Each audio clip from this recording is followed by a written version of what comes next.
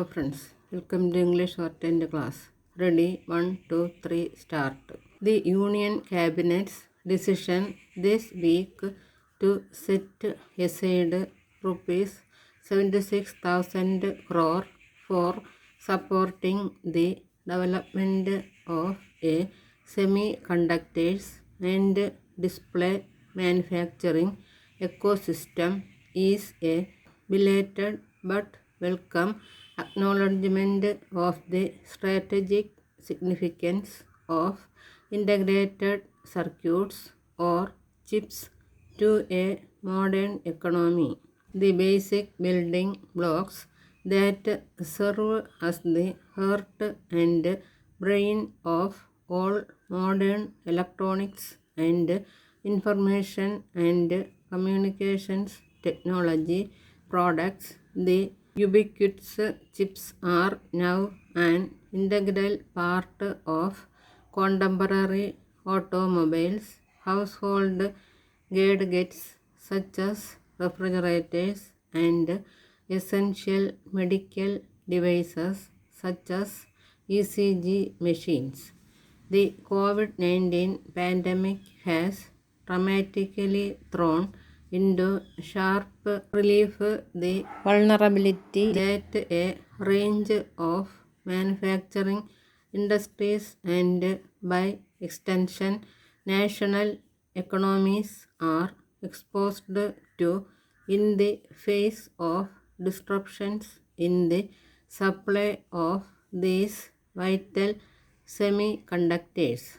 The pandemic driven push to take sizable parts of daily economic and essential activity online or at least digitally enable them has also highlighted the centrality of the chip-powered computers and smartphones in people's lives.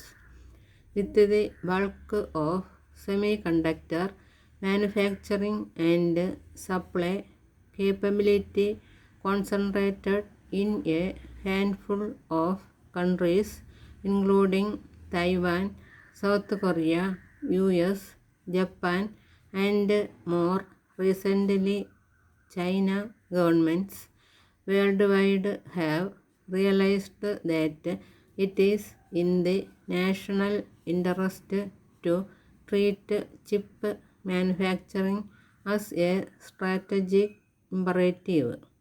The cabinet decision to simultaneously establish an India semiconductor mission helmed by global industry experts to drive long-term strategies for the sustainable development of the chip and display industry is therefore a step in the right direction. The challenge ahead, however, is fairly daunting.